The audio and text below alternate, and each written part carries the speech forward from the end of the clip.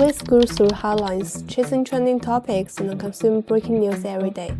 But when was the last time a piece of news actually made you stop and think? Nearly a century ago, philosopher Walt Benjamin warned us about the coming loss of oral.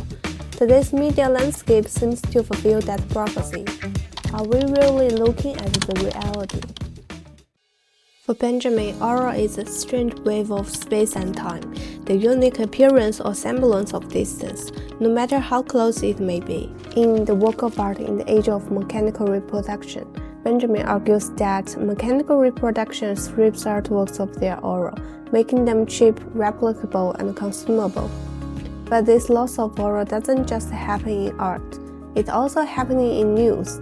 When the aura goes away, we can no longer sense it, we can only accept it.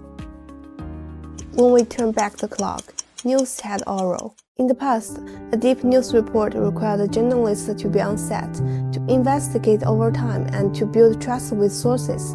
Each article carried the weight of time and place. Benjamin might say, such journalism had aura. Readers were not just the passive recipients. They anticipated the next day's news. They discussed it. They wrote letters to the editor. The news was a social ritual. It wasn't easily reproducible. It wasn't something to be consumed casually. It was a unique act of storytelling. A printed newspaper traveled slowly. Its ink carried the weight of distance. The byline mattered. The timing mattered. The space mattered. Today, one breaking story can appear across dozens of platforms within minutes. Similar headlines, copy-pasted paragraphs, and algorithm-driven exposure. News loses its sense of here and now. News shifts from being a transmission of lived experience to a product for passive consumption. We are no longer understanding events, we are scrolling through them. We have become a content consumer, not witness to the society. The quicker a story moves, the less time we have to feel it. Emotion becomes a reaction, understanding becomes assumption. On the left is a 3-month in-depth report by a reporter. On the right are numerous 40-second training videos. Which one do you think brings us closer to the truth? When time is no longer important, do we still have the right to reveal the truth? News with aura isn't about how much it says, but whether it makes us pause, reflect, and feel the complex of what happened. When the news keeps repeating certain pains while neglecting others, when one crisis receives round-the-clock coverage while another is forgotten. This is not reflection, it's manipulation. We see more of what platforms will, not what matters most.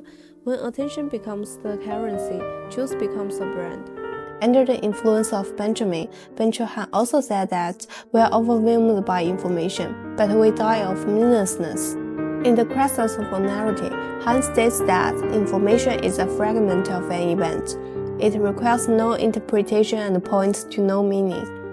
He argues that in modern society, the explosion of information and the people's addiction to it represent a form of de-experientialized pleasure, which is a dependence on instant stimulation.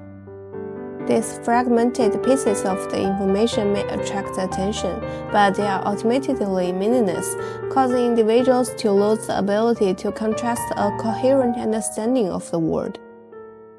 Furthermore, in the disappearance of the other, Han also points out that people calculate information and data without gaining any knowledge. Alain de Botton expresses a similar view in his book, The News, a User's Manual, where he writes, the news should not only present the world, but also teach us how to feel it.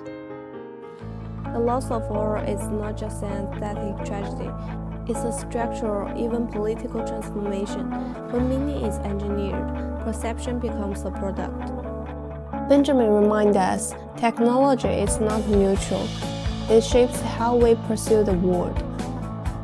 When news becomes a content product, we become habitual, distracted consumers. But we can still choose to seek out storytelling that carries depth, presence, and resistance. Maybe in real moments, the aura of journalism can still return. As Benjamin said, even the most perfect reproduction of a work of art is lacking in one element: its presence in time and space, its unique existence at the place where it happens to be.